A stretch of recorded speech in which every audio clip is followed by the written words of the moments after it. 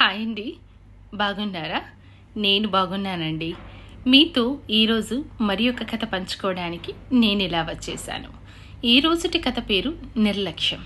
రండి, కథ శ్రద్ధగా విందాము. సమయం ఎంతో విలువైనది. ఏ సమయంలో చేయవలసిన పనిని అదే సమయంలో చేయాలి, లేకుంటే అదృష్టం చేజారిపోవచ్చు. అనిత అని ఒక అమ్మాయి 7వ తరగతి చదువుతుంది. తెలివైన అమ్మాయి, చక్కగా చదువుతుంది, చక్కగా పాడుతుంది కూడా. కానీ ఆమెకు కొంచెం నిర్లక్ష్యం, బద్ధకం ఎక్కువండోయ్.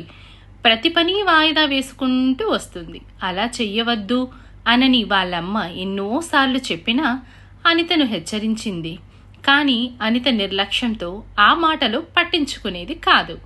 ఒకసారి ఆ ఊర్లో సాంస్కృతిక కార్యక్రమాలు జరుగుతున్నాయి. అన్ని స్కూళ్ళ విద్యార్థులు పాటలు, ఆటలు, పోటీలకు పెట్టారు. అనిత పాటల పోటీలలో పాల్గొంది. అందులో ఆమెకు మొదటి బహుమతి వచ్చింది. కొన్ని రోజుల తరువాత ఒకరోజు సాంస్కృతిక కార్యక్రమాలు నిర్వహించినటువంటి సంస్థ నుండి అనితకు ఒక ఉత్తరం వచ్చింది. గత నెలలో జరిగిన పాటల పోటీలలో మొదటి బహుమతి వచ్చినందుకు మరునాడు తమ కార్యాలయానికి వచ్చి బహుమతిని తీసుకోవలసిందిగా రాశారు ఆ ఉత్తరంలో. అనిత ఆ ఉత్తరాన్ని పెద్దగా పట్టించుకోలేదండోయ్. తరువాత ఎప్పుడైనా వెళ్ళొచ్చులే, బహుమతి తెచ్చుకోవచ్చులే అనుకుని మర్నాడు వెళ్లకుండా 4 రోజుల తర్వాత వెళ్ళింది.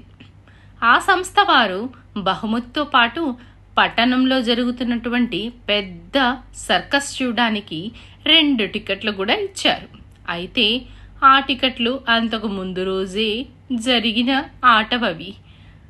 అది చూసినటువంటి అనిత, అయ్యో కనీసం నిన్న వచ్చినా బాగుండేది కదా అని బాధపడింది. ఈ సంఘటనతో అనితలో ఎంతో మార్పు వచ్చింది. నిర్లక్ష్యంగా ఉండకుండా ఎప్పటి పని అప్పుడే పూర్తి చేసుకోవడం ప్రారంభించింది.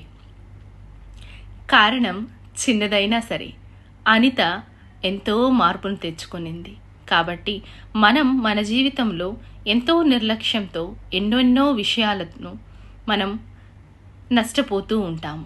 ఎంత పెద్ద విషయమైనా సరే నష్టపోతూ ఉంటాం. కానీ తిరిగి మనం దాని నుండి గుణపాఠం నేర్చుకోము. దీన్ని బట్టి మనకేమర్థమైంది? నిర్లక్ష్యంగా ఉండకండి, నష్టపోకండి.